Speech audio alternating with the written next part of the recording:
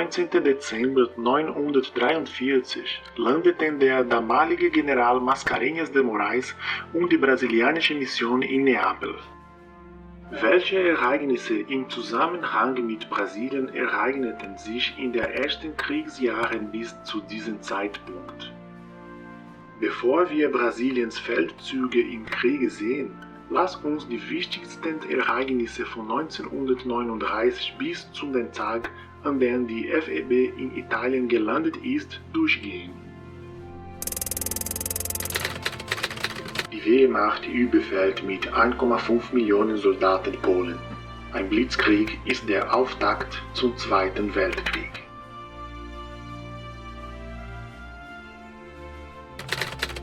Die brasilianische Regierung erklärt ihre Neutralität im Konflikt.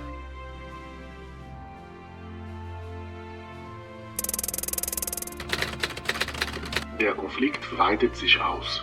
Italien erklärt Frankreich und Großbritannien den Krieg. Brasilien, neutral, übernimmt die italienischen Interessen in Großbritannien und den Kolonien.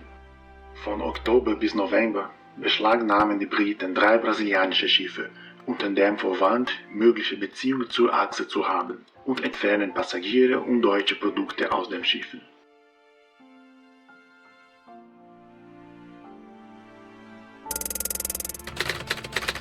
Die Marine und Armee-Luftfahrt sind in einem einzigen Kommando vereint, der aufstrebenden brasilianischen Luftwaffe, auf Portugiesisch Força Aérea Brasileira.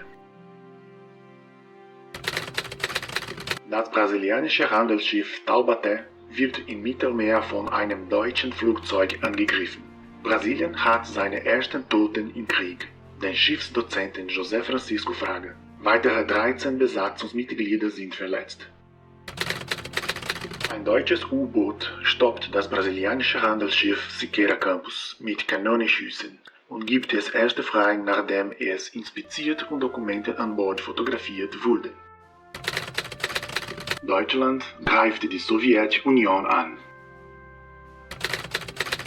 Die Japaner greifen die nordamerikanische Basis in Pearl Harbor auf Hawaii an. Der Krieg ist weit verbreitet.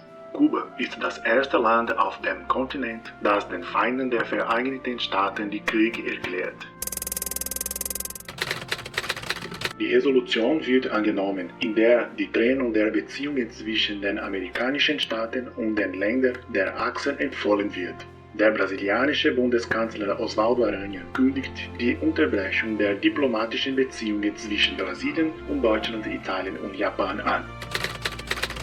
Nach den Anschlägen zwischen Februar und August, bei denen 733 Menschen ums Leben kamen und 20 Schiffe versenkt wurden, erklärte Brasilien Nazi-Deutschland und Italien den Krieg. Bis Ende dieses Jahres wurden 5 weitere brasilianische Schiffe torpediert.